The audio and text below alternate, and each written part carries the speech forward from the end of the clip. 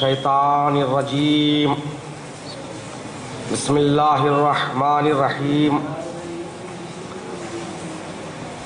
الحمد للہ الذی لا یبلغ مدحتہ القائلون ولا یحصی نعماہ العادون ولا یودی حقہ المجتہدون الذی لا یدرکہ بعد الہمم ولا يناله غوث الفتن الذي ليس لصفته حد محدود ونعت موجود ولا وقت معدود ولا أجل ممدود فطر الخلائق بقدرته ونشر الرياح برحمته ثم الصلاة والسلام والتحية والإكرام على السيد النبي الأمي العربي الهاشمي القرشي المكي المدني الأبتهي والتهامي السيد البهي والسراج المضيء الكوكب الدري صاحب الوقار والسكينة المدفون بأرض المدينة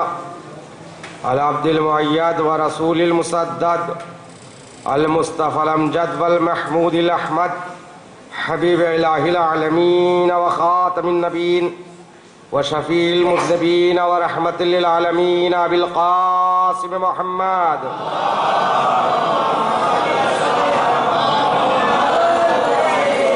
وآله الطيبين الطاهرين المعصومين المظلومين المنتخبين الصابرين الشاكرين واللعنة الدائمة على أعدائهم وغاصب حقوقهم ومنكر فضائلهم ومناقبهم ومصائبهم أجمعين من يوم ظلمهم إلى يوم الدين أما بعد فقد قال الله تعالى تبارك في كتابه الكريم وهو أصدق القائلين قوله الحق بسم الله الرحمن الرحيم وجعلناهم أئمة يهدون بأمرنا وأوحينا إليهم فعل الخيرات وإقام الصلاة وإيتاء الزكاة وكانوا لنا عابدين صلوات پڑھیں محمد وآل محمد.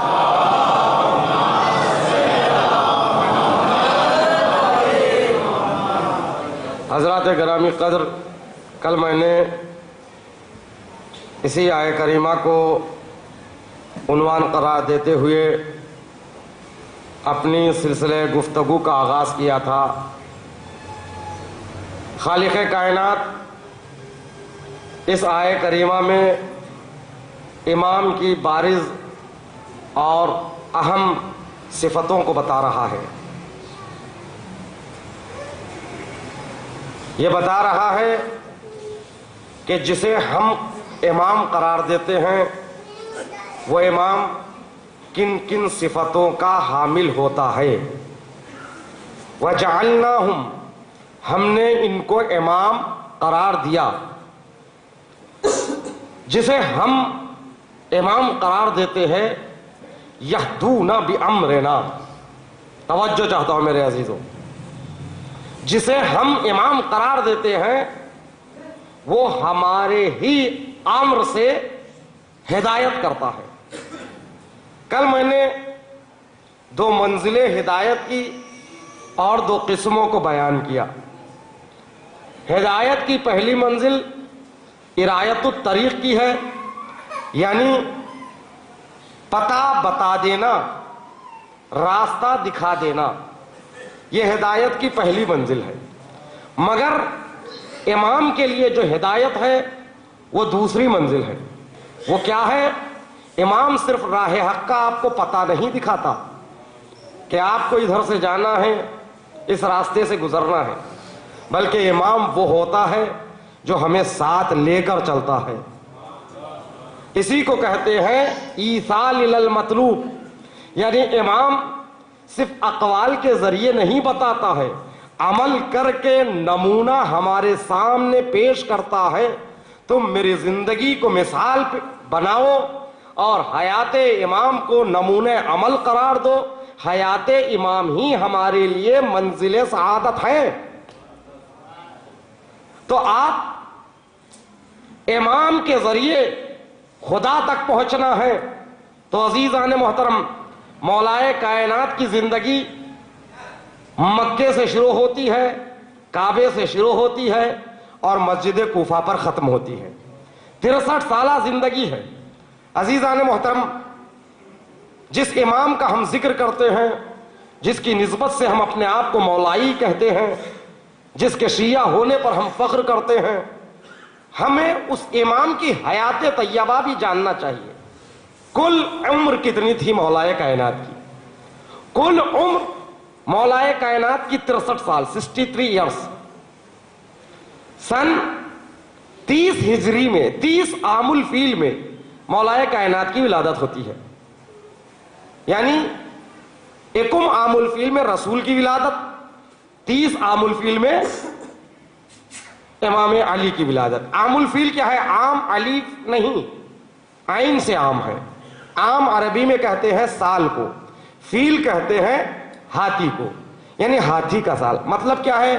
عرب میں پہلے سال وال نہیں ہوتے تھے. جو واقعہ مشہور ہو جاتا تھا اسی سے تاریخوں کا آغاز ہوتا تھا. جیسے ہمارے پاس بھی بڑے بزرگ کہتے ہیں نا، آپ کی پیدائش کب ہوئی؟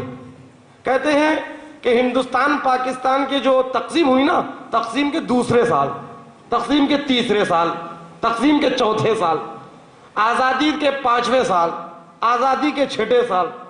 یعنی پرانے زمانے میں سال کو یاد رکھنے کا ایک طریقہ ہوتا تھا. عرب میں بھی یہی طریقہ تھا. جب کوئی بڑا واقعہ ہوتا تھا اسی واقعے سے سال کو گنا جاتا تھا. کب تک؟ جب تک کوئی دوسرا بڑا واقعہ نہ ہو جائے. تو عرب میں یہ بڑا واقعہ تھا. کیوں نہ بڑا واقعہ ہو؟ ابرہا ہاتھیوں کا لشکر لے کر کعبے کو ختم کرنا چاہتا تھا، کعبے کو مٹانا چاہتا تھا، مگر پروردگار عالم نے ابابیل جیسے پرندوں کے ذریعے ہاتھیوں کے لشکر کو تہس نہس کر دیا اور رہتی دنیا تک یہ پیغام دیا کہ کسی طاقت کو بڑی طاقت نہ سمجھنا، جسے خدا قدرت دے وہی بڑی طاقت ہے. تو آج توجہ چاہتا ہوں میرے سے،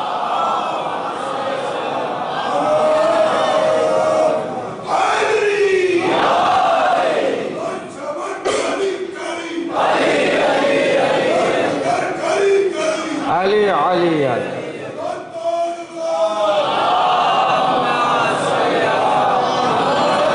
آج مادہ پرست انسان جن کی نظر وحدانیت پر نہیں ہے، وہ سمجھتے ہیں کہ امریکہ بڑی طاقت ہے، وہ سمجھتے ہیں اسرائیل بڑی طاقت ہے.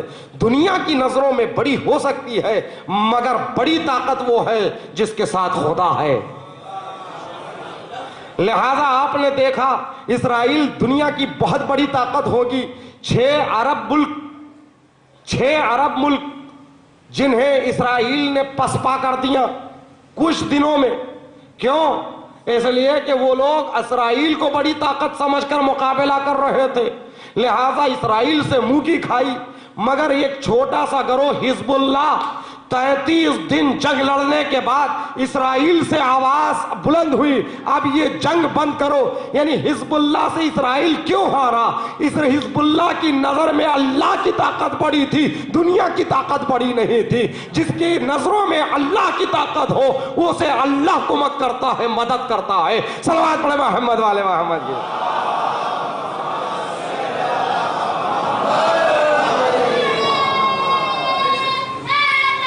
یا علی یا علی لا. تو عزیزان محترم، 30 عام الفیل رسول اسلام کی ولادت، یکم عام الفیل، جس سال یہ ابرہا کے ہاتھیوں کے لشکر کے تہس نہس ہونے کا واقعہ ہوا اسی سال رسول اسلام کی ولادت ہوتی ہے. اس کے 30 سال بعد مولا کائنات کی. رسول اسلام سے کتنے چھوٹے ہوئے مولا؟ 30 سال. یہ تاریخ ہے، یاد رکھیے. 30 سال یعنی 40 عام الفیل جب 40 سال کے ہوئے رسول اکرم اور مولا کائنات 10 سال کے ہوئے، پہلی آیت نازل ہوتی ہے. 5 آیتیں سورہ علق کی. یعنی رسول کو رسالت کی ذمہ داری ملتی ہے غار حرا سے. رسول کی زندگی 40 سالہ، مولا کی زندگی 10 سالہ. پھر اس کے بعد 13 سال رسول مکے میں رہتے ہیں. اب جب آیتوں کا نزول ہوتا ہے وہاں پر عام الفیل ختم, وہاں سے بعثت کو معیار بنا جاتا ہے. توجہ چاہتا ہوں, یہ بڑا واقعہ ہے کہ رسول پر وحی کا نزول شروع ہوا, وہی پر قرآن کا نزول شروع ہوا. جس دن سے قرآن کا نزول شروع ہوا وہاں سے سال کا آغاز بدلا, لہذا عام الفیل ختم. اب بعثت ایکم بعثت, بعثت کے دوسرے سال, بعثت کے تیسرے سال, بعثت کے چوتھے سال, 13 سال بعثت کے گزرے. توجہ چاہتا ہوں, 13 سال بعثت کے. اب 10 سال عام الفیل کے مولا کائنات کی زندگی میں, 13 سال مکے کی زندگی, یعنی بعثت کے کتنے سال ہوئے مولا کائنات کے؟ 23 ایئرس. جب تک مکے میں تھے مولا کائنات 23 ایئرس کے تھے, اور اس کے بعد وہاں سے ہجرت کا آغاز ہوتا ہے. رسول مدینے کو چھوڑ کر, مکے کو چھوڑ کر مدینے کو آتے ہیں. یہ اسلام کا سب سے بڑا واقعہ تھا, اس لیے کہ مکے سے نکل کر مدینہ آئے, مدینے میں حکومت کو قائم کیا, وہیں سے اسلام کو عام کیا. آج تک وہ اسلام باقی ہے. اس لیے ہجرت سب سے اہم واقعہ, لہذا ہجرت کا آغاز وہاں سے ہوتا ہے. وہاں سے ہجری 1, دوم ہجری, ہجرت کے تیسرے سال ہوتے ہوتے آج 1439 ہجری کی تاریخ, آج تک ہجرت ہے, اور یہی ہجرت ظہور تک چلتا رہے گا. توجہ چاہتا ہوں میرے عزیزو. تو ہجرت تک مولا کائنات کی عمر کتنی؟ 23 سال. ہجرت کے بعد رسول اکرم ظاہری حیات 10 سال مدینے میں رہے, 11ویں ہجری میں وفات ہوتی ہے. یعنی رسول کے ساتھ مدینے میں کتنے سال؟ 10 سال. توجہ چاہتا ہوں میرے عزیزو, 23 اور 10 33 سال. یعنی رسول کے ساتھ مولا کائنات کی زندگی 33 ایئرس. اب اس کے بعد امام علی علیہ السلام کی وفات, شہادت 40 ہجری میں, یعنی 30 سال اور زندہ رہے. کتنے سال ہوئے؟ 63 ایئرس. رسول کی زندگی اور مولا کائنات کی زندگی, دونوں کی زندگی 63 سالہ ہے. دونوں کی زندگی 63 سالہ ہے, مگر 30 سال کا فاصلہ ہے. مولا کائنات 30 سال کے چھوٹے ہیں رسول سے. میں نے یہ تاریخ اس لیے بیان کر دی کہ کم سے کم اتنا خاکہ تو ہمارے جوانوں کے ذہنوں پر ہو. 63 سالہ زندگی, مکے سے آغاز, ظاہری زندگی کا اختتام کوفے پر, یا یوں کہوں یہ خدا کے گھر سے آغاز, یہ خدا کے گھر پہ اختتام, سجدوں سے آغاز, سجدوں پہ ختم. یعنی یہ زندگی ہے علی کی, یہی زندگی نمونہ عمل ہے, یہی زندگی ہے صراط مستقیم. اسی زندگی میں علی کے سخاوت کا ذکر بھی ہے, اسی زندگی میں شجاعت کا ذکر ہے, اسی زندگی میں صبر کا تذکرہ ہے, اسی زندگی میں علم کی باتیں ہیں, اسی زندگی میں حلم کی باتیں ہیں. اب اگر راہ علی پر چلنا ہے تو علی کی زندگی کو پڑھنا ہے. علی کیسے سخی تھے, علی کیسے کریم تھے, علی کیسے عالم تھے, علی کیسے صابر تھے, علی کیسے شجاع تھے. یہی زندگی ہے جو ہمیں انگلی پکڑ کر لے جاتی ہے شہادت کی منزل تک. اسی لیے امام جو ہوتا ہے نا وہ ہادی ہوتا ہے. کیسے ہادی ہوتا ہے؟ ارایت الطریق نہیں بلکہ ایصال المطلوب ہے. انگلی پکڑ کر ہمیں منزل مقصود پر جو زندگانی لے جاتی ہے وہ علی کی زندگی ہے. صلوات پڑھیں محمد والے محمد.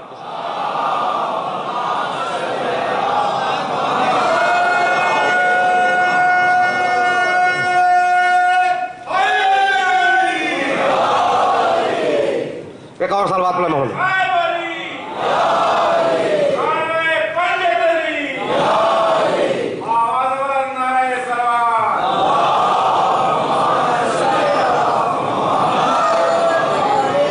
میرے جوانوں سے گزارش یہی ہے کہ اپنی زندگی سے تھوڑا وقت نکالے, امام علی علیہ السلام کی حیات طیبہ کا مطالعہ کرے, کیونکہ منبر سے پوری باتیں بیان نہیں ہو سکتی.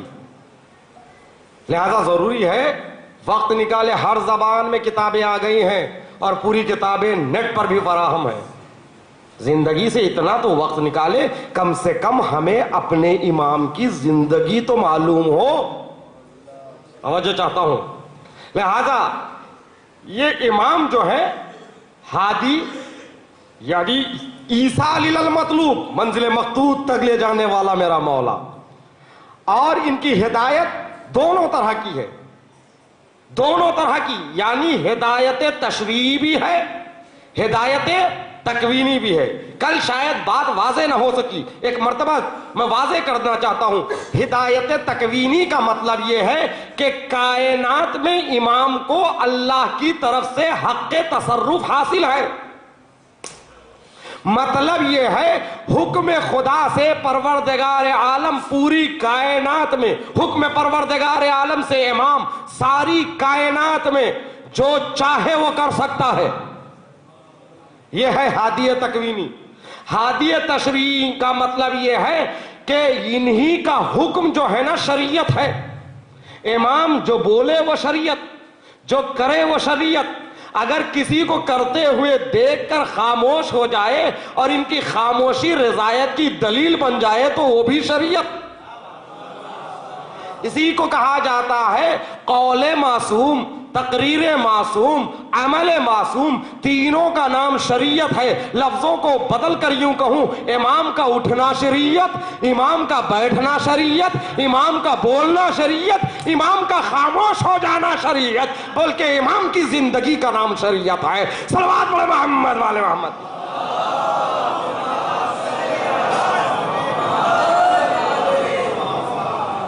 لہذا اسی لیے اگر شریعت کو سمجھنا ہے تو امام کی معرفت ضروری ہے، دین کو سمجھنا ہے تو امام کی معرفت ضروری ہے. دین سمجھ میں نہیں آ سکتا جب تک امام کی معرفت نہ ہو. دین کی پہلی منزل کیا ہے؟ مولا کائنات خود ارشاد فرماتے ہیں اول الدین معرفتہ. دین کی پہلی منزل اللہ کی معرفت ہے. دین کی پہلی منزل اللہ کی معرفت ہے. مگر عزیزان محترم، اللہ کی صحیح معرفت بغیر امام کے حاصل نہیں ہو سکتی. امام کو سمجھو تو خدا سمجھ میں آئے گا. کوئی امام تک پہنچ کر خدا کو نہیں سمجھ رہا ہے تو گویا وہ امام تک پہنچا ہی نہیں. بہت سے لوگ ہیں جو ممبروں پر آ کر مولائی ہونے کا دعویٰ کرتے ہیں اور اس کے باوجود بھی کفر بیان کرتے ہیں. وہ سوچتے ہیں کہ ہم مولا تک پہنچے ہیں. ارے تمہاری باتیں بتا رہی ہے تم علی تک نہیں پہنچے. اگر علی تک پہنچتے تو توحید میں شک نہ کرتے، علی تک پہنچتے تو نصیری نہ بنتے، علی تک پہنچتے تو غالی نہ بنتے. تمہارا غالی بننا، تمہارا نصیری بننا اس بات کی دلیل ہے تم سمجھ رہے ہو علی تک آئے ہو مگر حقیقت میں تم علی تک نہیں پہنچے ہو. صلوات پڑھیں محمد والے محمد.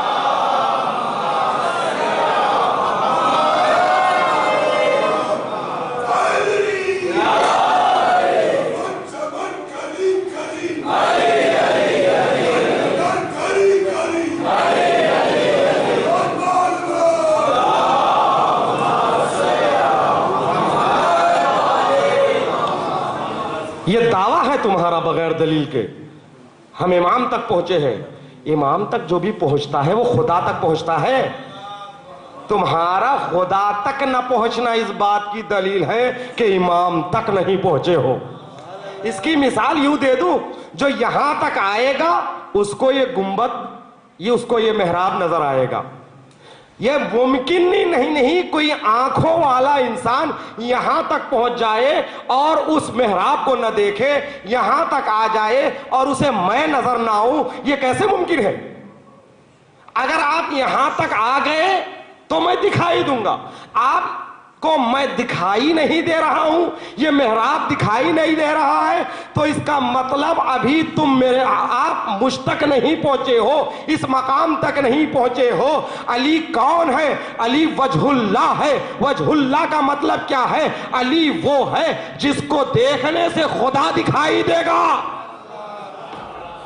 علی وہ ہے جس کو دیکھنے سے خدا دکھائی دے گا، مگر یہ چہرے کی آنکھوں سے نہیں، دل کی آنکھوں سے خدا دکھائی دیتا ہے. جنہیں ابھی خدائی نظر نہیں آئی، جنہیں توحید سمجھ میں نہیں آیا مطلب کیا ہے، وہ علی کو ہی نہیں پائے، علی کو پا لیتے تو خدا کو پا لیتے۔ صلوات پڑھے محمد والے محمد کی۔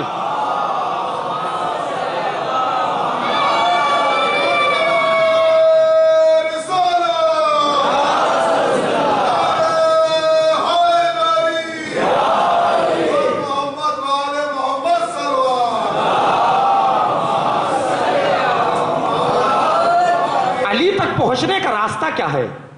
مولائے کائنات تک کون پہنچے گا؟ بتائیے، کس راستے سے آپ امام تک پہنچیں گے؟ آپ یہ کہیں گے میں اپنی عقل سے پہنچوں گا، جو عقل میں آ جائے وہ علی نہیں ہو سکتا۔ توجہ چاہتا ہوں، جو فکر میں آ جائے وہ علی نہیں ہے، جو کسی کی بشر کے عقل میں آ جائے وہ علی نہیں ہے، جو ہمارے اپنے علم میں آ جائے وہ علی نہیں۔ علی ما ورائے عقل کا نام ہے، علی ما ورائے فکر کا نام ہے۔ جو عقل سے سمجھنا چاہتا ہے اس کے عقل کا بنایا ہوا مخلوق ہوگا، وہ علی نہیں ہو سکتا، وہ علی نہیں ہو سکتا۔ اس کے اپنے ذہن کی مخلوق ہے، وہ علی نہیں۔ جو عقل میں سما جائے وہ علی نہیں ہو سکتا۔ کیوں؟ میں نہیں کہہ رہا ہوں، خود علی اپنے بارے میں یہ اعلان کر رہے ہیں، لا یرقا الی الطیر، میں وہاں ہوں جہاں تک کوئی طائر عقل نہیں پہنچ سکتا، میں وہاں ہوں جہاں کوئی طائر فکر پہنچ نہیں سکتا۔ تو طائر فکر کا مطلب کیا ہے؟ کوئی انسان اپنی عقل سے اپنی فکر سے وہاں نہیں جا سکتا جہاں امام ہے۔ پھر امام کی معرفت ضروری ہے نا، بغیر معرفت امام کے معرفت خدا ممکن نہیں ہے۔ جب تک معرفت خدا ممکن نہیں ہے اس نے دین کی پہلی منزل میں قدم ہی نہیں رکھا۔ اس لیے کہ خود امام علی فرماتے ہیں نہج البلاغہ میں، اول الدین معرفتہ، دین کا پہلا قدم پہلی منزل معرفت الہی ہے۔ معرفت الہی بغیر امام کے ناممکن ہے۔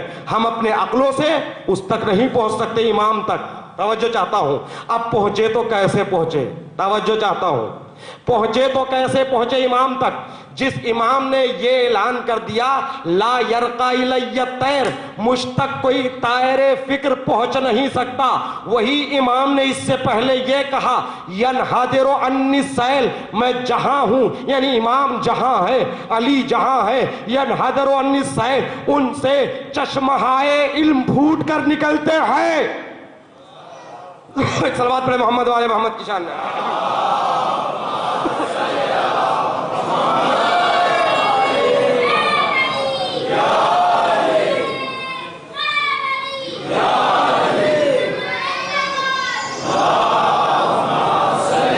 میرا مولا جس منزل پر ہے اس منزل سے مولا اعلان کر رہا ہے ینحدر عنی السیل، میں جہاں ہوں وہاں سے علم کے چشمے پھوٹ کر نکلتے ہیں۔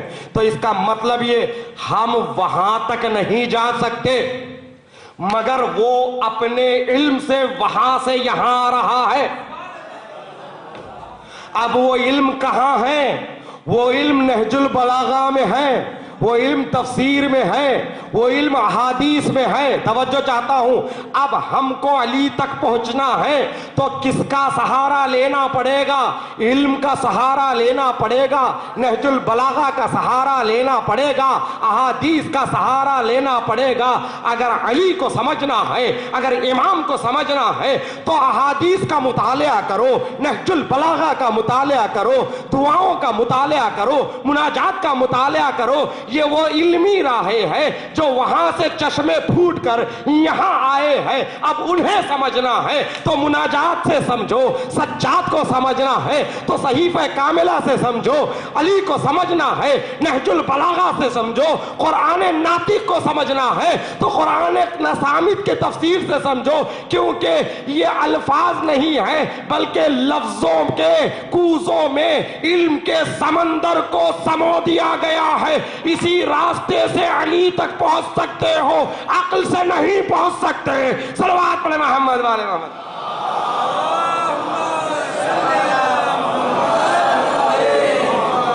اب علی کو سمجھنا ہے تو علم کا سہارا لینا پڑے گا. اور ساتھ میں یہ بھی جان لو جتنا امام نے اپنے الفاظ سے اپنے علم سے ہمیں سمجھا دیا اپنی معرفت کو، امام کی منزل وہی نہیں ہے، بلکہ ہم جتنا سمجھ سکتے ہیں امام نے ہمیں اتنا سمجھایا.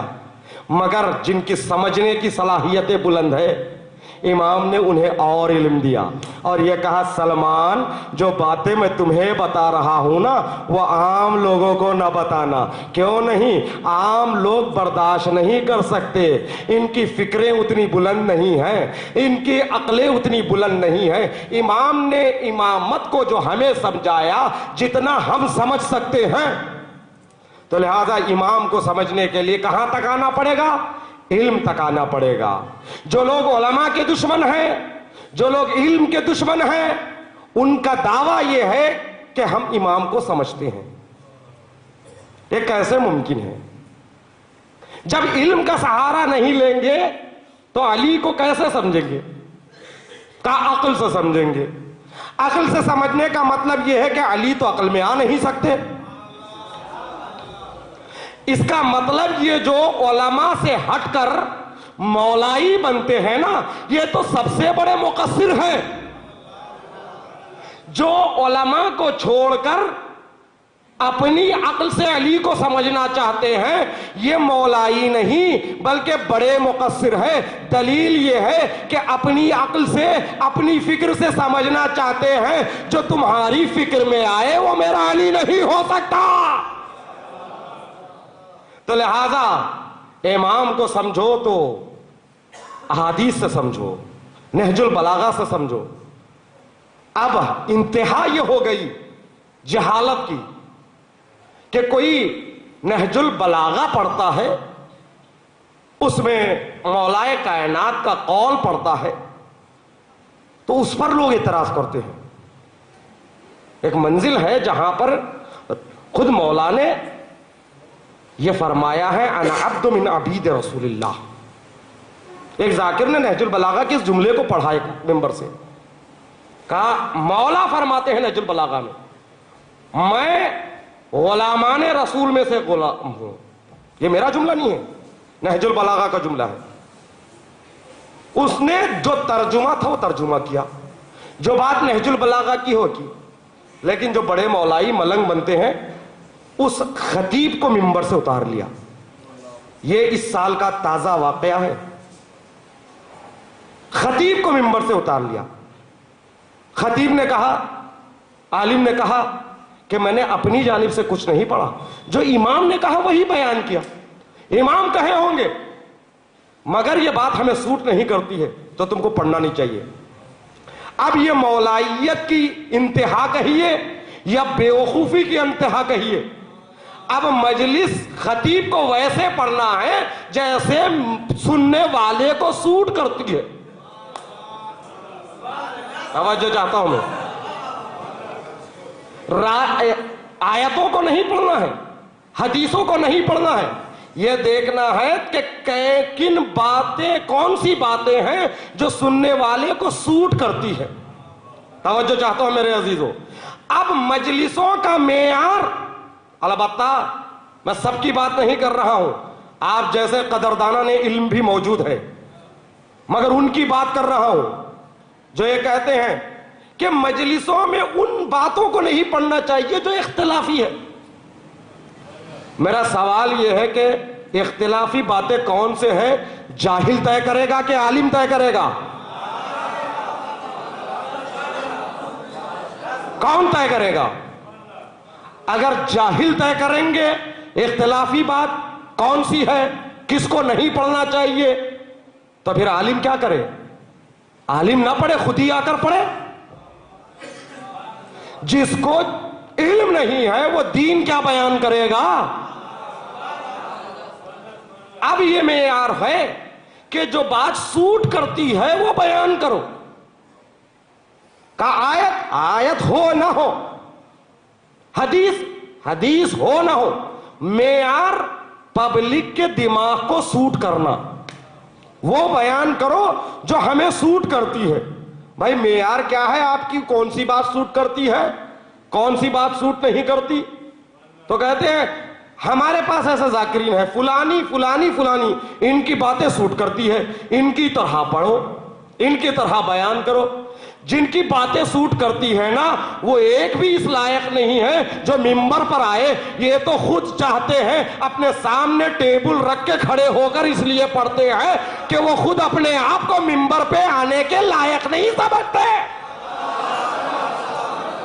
صلوات پڑھے محمد والے محمد کی شان میں۔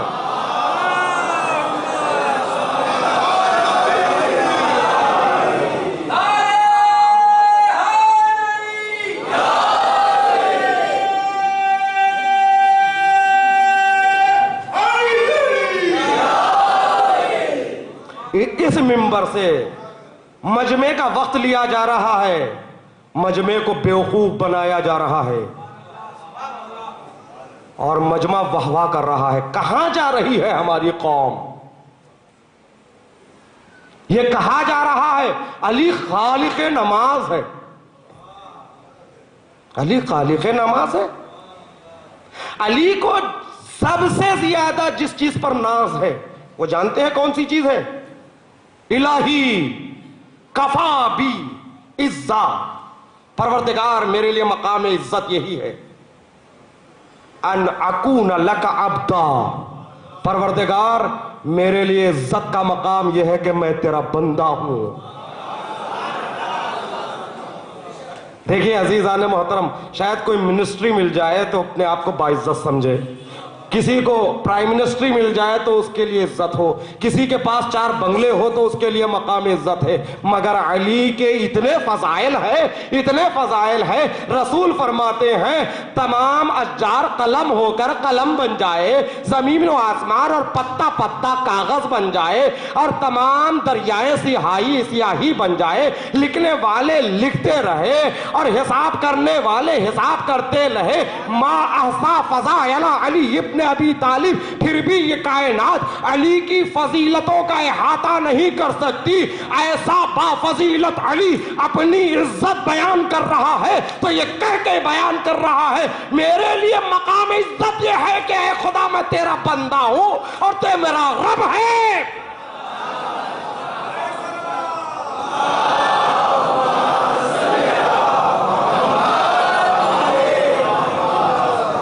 یہ لوگ جو علی کو خالق بنا رہے ہیں نا، علی کی عزت چھین رہے ہیں۔ کیوں؟ اس لیے کہ علی نے جس کو مقام عزت قرار دیا وہ بندگی ہی لے رہے ہیں۔ جب عبدیت ہی علی سے چھن جائے پھر کیا رہا؟ لہذا عزیزان محترم، میسج تک بات آ گئی، میری آواز اگر پیغام کی صورت اپنا رہی ہے تو آخری جملہ یہی عرض کروں، ممبر پر آنے والوں کا یہ نہ، جو ممبر پر آتا ہے یہ نہ سمجھنا وہ مقدس ہے، جو مقدس ہے اس کو لائیے۔ آنے والوں کو مقدس نہ سمجھو، آنے والوں کو یہاں پر عالم نہ سمجھنا، جو مقدس ہے اسے لاؤ، جو عالم ہے اسے لاؤ۔ ہماری غلطی ہے کہ جو یہاں پر ممبر پہ آ جاتا ہے نا اس کو مقدس سمجھتے ہیں۔ اور دوسری بات یہ ہے کہ یہ بھی آج، پہلے یہ ہوتا تھا جو امامے میں ہوتے ہیں نا وہ عالم ہوتے ہیں، جو ٹوپیاں میں ہوتے ہیں وہ خطیب ہوتے ہیں، یہ مسئلہ مشہور۔ اب جب یہ بات مشہور ہو گئی تو بہت سے ٹوپیوں نے امامہ پہن لیا۔ ہمارے بازار میں 2 دن کا امامہ بھی ہے، 6 مہینے کا امامہ ہے، 3 مہینے کا امامہ ہے۔ معیار ٹوپی اور امامہ نہیں، توجہ چاہتا ہوں، معیار ٹوپی اور امامہ نہیں ہے، معیار علم اور عمل ہے۔ بہت سے ٹوپیوں میں صاحبان علم و عمل موجود ہے اور بہت سے اماموں میں جاہل موجود ہے۔ صلوات پڑھے محمد والے محمد کی شان میں۔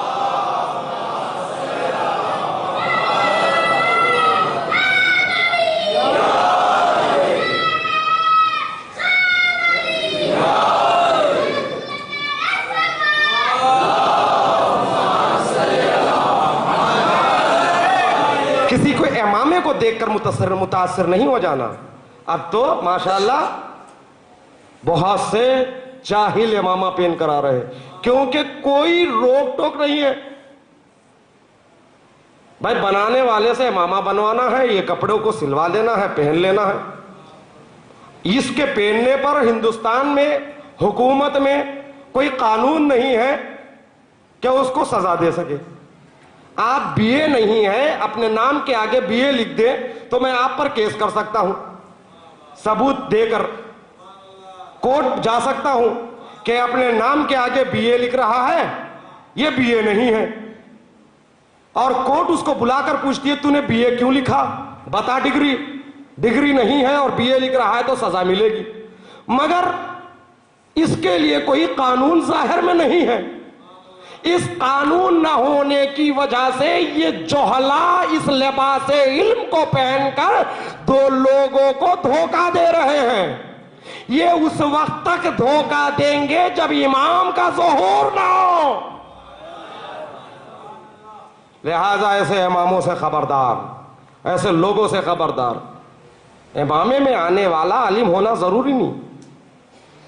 اسی طرح ہے, کسی نے کہہ دیا, میرے دوست سفر پہ جا رہے تھے, ان کی لمبی سی داڑھی تھی, کسی نے کہا کہ داڑھی والے بڑے بدماش ہوتے ہیں.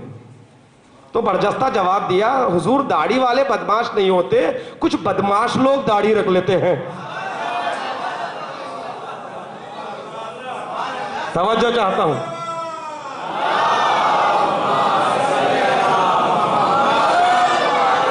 اسی طرح امامے کا عالم ہو گیا ہے. تو لہذا عزیزان محترم, ذمہ داری ہے جسے یہاں بلا رہے ہیں, تینوں کی ذمہ داری, تین کی. وہ تینوں کون ہیں؟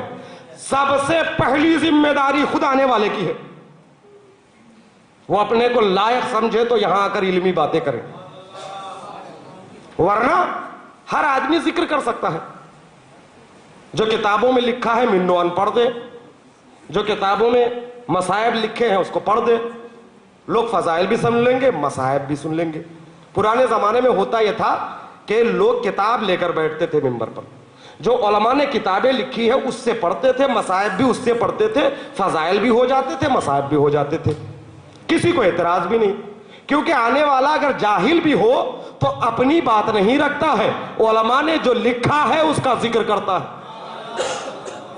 لہذا ایسے لوگوں پر کوئی اعتراض نہیں. لیکن جب آ کے جاہل مرکب اور علمی باتیں کرے اور اجتہاد کرے تو لہذا خود آنے والے کی پہلی ذمہ داری. دوسری ذمہ داری سننے والوں کی ہے. ایسے کو مت سنیے جو جہل کو تقسیم کرتے ہیں, جو غلو کرتے ہیں, جو علی کو خالق بنا دیتے ہیں, جو یہ کہتے ہیں خدا علی کے جسم میں آتا ہے, نعوذ باللہ من ذالک. ایسے کو مت سنیے. اور تیسری اہم ذمہ داری کمیٹیوں کی ہے, بانیان مجالس کی ہے.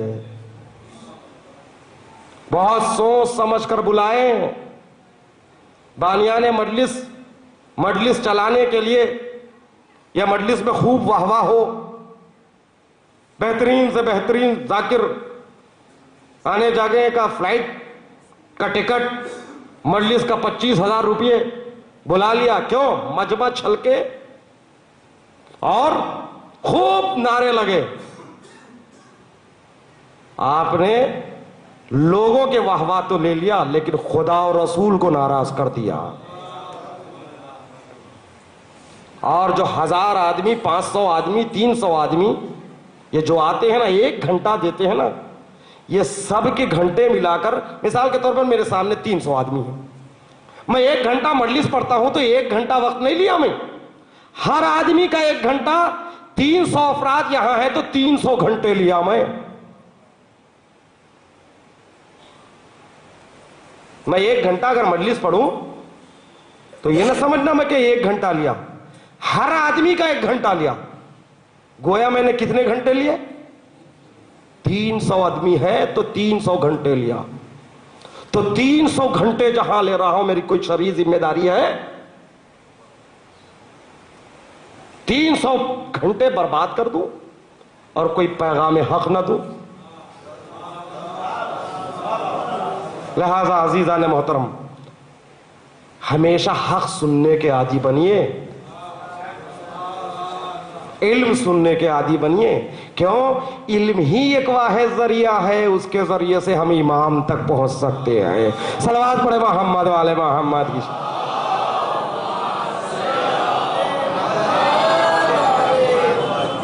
تو لہذا علم اگر سیکھیں گے تو امام کے صحیح مشکلات کو درک کر سکیں گے، امام کے جو حقیقی مشکلات ہیں نا اس کو درک کر سکیں گے۔ امام نے شہادتیں جو دی ہے ائمہ نے، اسے علم کو بچانے کے لیے۔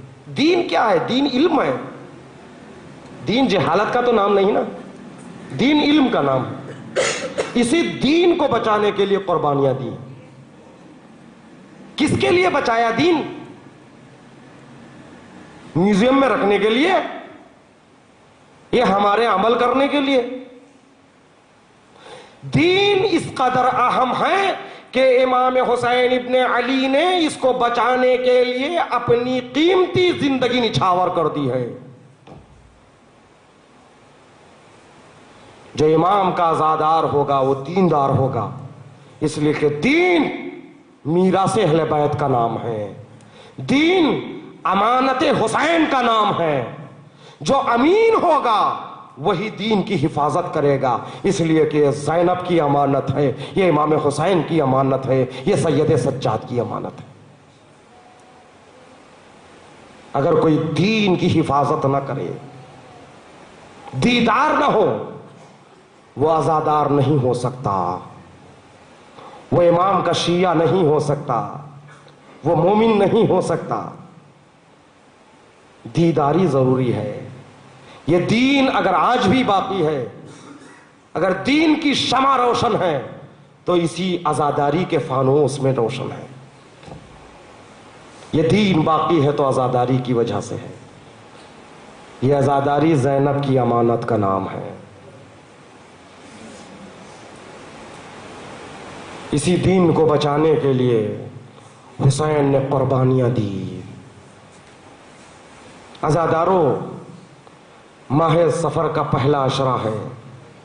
کل میں نے عرض کیا ماہ سفر یعنی اہل بیت کی اسیری کا مہینہ، ماہ سفر اہل حرم کی غربت کا مہینہ۔ اہل حرم یزید کے دربار میں داخل ہو گئے۔ ہاں عزادارو، رونے کے لیے آمادہ ہو جائیے۔ اہل حرم کو یزید نے ایک قید خانے میں بند کر دیا۔ اس قید خانے کی کیفیت مختلف کتابوں میں لکھی گئی ہے۔ قید خانہ، دن کی دھوپ، رات کی اوس۔ اللہ اکبر! شہزادی زینب اسی قید خانے میں بیٹھ کر نماز شب پڑھتی تھی۔ سید سجاد نے پوچھا، پھوپھی اماں آپ قید شام میں بیٹھ کر کیوں نماز پڑھتی ہو؟ شہزادی فرماتی ہے، بیٹا سجاد، اتنا کم پانی اور اتنی تھوڑی غذا ملتی ہے، میں بچوں میں تقسیم کر کے خود پیاسی رہ جاتی ہوں اور خود بھوکی رہ جاتی ہوں، اور اتنی طاقت میری بدن میں نہیں ہے کہ میں کھڑے ہو کر نماز پڑھ سکوں۔ اللہ اکبر! یہ وہی ماہ سفر ہے جس میں اہل حرم مقید تھے۔ قید خانہ شام سے زینب نے ہمیں جس چیز کا پیغام دیا وہ نماز شب ہے۔ شہزادی نے جو پیغام قید خانہ شام سے ہمیں دیا وہ نماز شب کا پیغام دیا ہے. پینے کے لیے پانی میسر نہیں، کھانے کے لیے غذا نہیں، اور بدن میں اتنی طاقت نہیں کہ کھڑے ہو کر نماز پڑھ سکے. شہزادی نے کہا ہم ایسے عالم میں بھی بیٹھ کر نماز شب پڑھ رہے، مگر قید خانے شام سے ہم نے کیا لیا؟ زینب کی تعاصی میں زنجیریں لی، بیڑیوں کو لیا. یہ زنجیریں اور بیڑیاں دشمن نے پہنائی تھی، شہزادیوں نے، اسیروں نے اپنے پسند سے نہیں پہنا. شہزادیوں نے اپنی پسند سے، اہل حرم نے اپنی مرضی سے جس عمل کو انجام دیا وہ نماز شب ہے، وہ سجدے ہیں. ہم نے اہل بیت کے پسند کو چھوڑ دیا اور دشمنوں کی مصیبتوں کو لے لیا. عزادارو، زینب کی تعاصی کرنا ہے تو نماز شب پڑھو، سید سجاد کی تعاصی کرنا ہے تو نمازوں کو ادا کرو، امام حسین کی تعاصی کرنا ہے تو قرآن اٹھا کر پڑھ لیجئے، قرآن پڑھیے، ہدیہ ان کو پیش کیجئے. قید خانہ شام میں زینب ہے، چھوٹے چھوٹے بچوں کو سمجھا رہی ہے. ہاں عزادارو، پروردگار قید کے عالم میں کسی پہچاننے والے سے کبھی کوئی ملاقات نہ ہو. اگر آپ کو ناحق کوئی زنجیریں پہنا کر لے جا رہا ہو، آپ مجرم نہ ہو، تو آپ کی کوشش یہ ہوتی ہے کہ راستے میں کوئی مجھے نہ پہچانے، راستے میں کوئی میری شناخت نہ کرے. مگر ہائے اہل حرم، کربلا سے لے کر شام تک بالوں کو کھولے ہوئے اور ملائی یہ اعلان کر رہے حاضہ زینب. روئیے عزادارو، پرسا دیجئے. یہ شام کی مصیبتیں ہیں جن مصیبتوں پر سید سجاد 35 سال تک روتے رہے. الشام الشام الشام، ہائے بازار شام، ہائے دربار شام، ہائے زندان شام. عزادارو، شام میں ایک خانوادہ تھا. اس خانوادے میں ایک بچی تھی اور شوہر اور زوجہ تھی. ان لوگوں کا ہمیشہ دستور یہ تھا، ہر شب جمعہ امام حسین کی سلامتی کے لیے یہ شام کے کونے کونے میں تلاش کر کے جو مستحق ہوتے ہیں نا، انہیں کھانا دیتے تھے، انہیں حاضری دیتے تھے. ایک مرتبہ ایک بچی نے اپنے باپ سے کہا، بابا اب کے جب جمعرات آئے گی نا، اس جمعرات میں میں آپ کو ساتھ لے چلوں گی، وہاں پر ہم کھانا لے جائیں گے. اس لیے کہ بہت بڑے غریبوں کو میں دیکھ کر آئی تھی، ان کے چہروں پر سے آثار غربت آیا ہے. باپ نے کہا، بیٹی پہلے میں بھی تو دیکھ لوں وہ کتنے غریب ہیں. ہاں، بچی اپنے باپ کو ساتھ لے جاتی ہے. قید خانہ شام کے سامنے سے سید سجاد پر نظر پڑتی ہے اور اس کے بعد سکینہ پہ نظر پڑتی ہے. باپ کے آنکھوں میں آنسو آ جاتی ہے اور کہتی ہے، ہاں بیٹی اب کے جو شب جمعہ آئے گی نا، اس شب جمعہ میں حاضری ہم ان فقیروں کے لیے لائیں گے، ہم مسکینوں کے لیے لے آئیں گے، ان غریبوں کے لیے آئیں گے. شب جمعہ جب آتی ہے، اپنے زوجہ سے شوہر کہتا ہے، بی بی ذرا جلدی کرنا، اب کہ ہم ایسے قیدیوں کو دیکھ کر آئے ہیں بڑے مظلوم معلوم ہوتے ہیں، بہت معصوم معلوم ہوتے ہیں. زوجہ نے کہا، اگر ایسی بات ہے تو میں بھی ساتھ چلوں گی. ہاں، شب جمعہ آتی ہے عزادارو، زوجہ کھانا تیار کرتی لاتی ہے، کھانے کو آمادہ کرنے کے بعد طبخ میں سجاتی ہے، اسے لے کر اپنے شوہر کے ہمراہ قید خانے شام میں جاتی ہے، قید خانے شام میں جاتی ہے تو ایک بی بی پر نظر پڑتی ہے۔ ایک مرتبہ زینب نے آنے والے کو دیکھا اور دست ادب کو جوڑ کے جب زینب نے دیکھا تو ایک مرتبہ بادب کہا، اے بی بی تمہارا شکریہ، آج شب جمعہ ہے، تم نے حاضری کو لایا ہے، مگر ہم صدقہ نہیں کھاتے۔ اللہ اکبر، اتنا سننا تھا۔ اس بی بی نے کہا، اے معظمہ میں نہیں جانتی آپ کہاں کے رہنے والی ہو، کس جگہ سے تمہارا تعلق ہے، ہم صدقہ نہیں لائے ہیں، ہم سلامتی کی حاضری لائے ہیں۔ اللہ اکبر، اتنا سننا تھا۔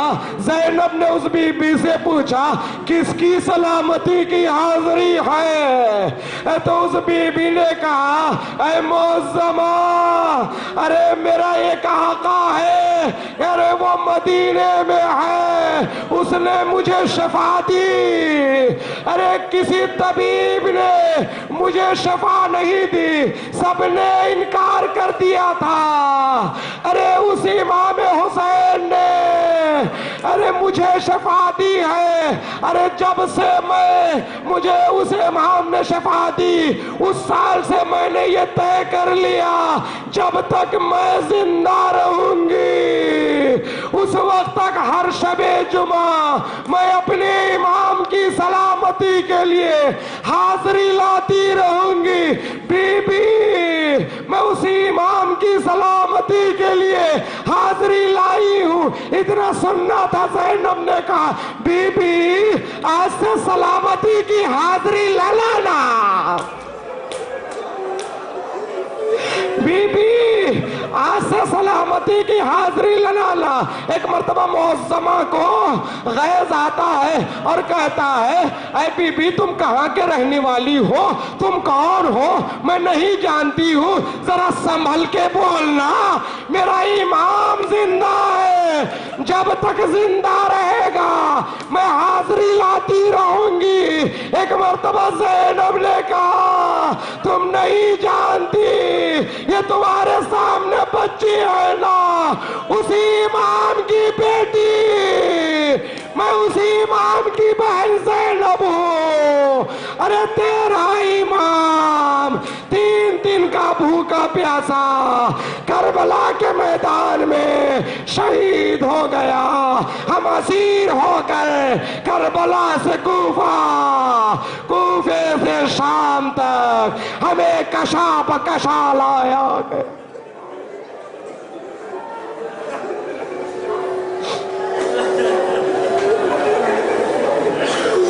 ربنا تقبل منا انک پروردگار واسطہ محمد علیہ محمد کے ذکر خلیل کو ہم سب کو سے قبول فرما۔ پروردگار ہمیں کوئی غم نہ دے سوائے غم حسین کے۔ پروردگار جہاں جہاں شیعان حیدر قرار آباد ان کی جان مال عزت آبرو اور ناموس کی حفاظت فرما۔ پروردگارہ کوئی غم نہ دے سوائے غم حسین کے۔ بار بار حج و زیارات سے مشرف فرما۔ علماء اعلام مراجع تقلید کا سایہ ہمارے سروں پر سلامت رکھ، بالخصوص آیت اللہ العظمیٰ غیث سستانی مقام معظم رہبری سید مقاومت کا سایہ ہمارے سروں پر سلامت رکھ۔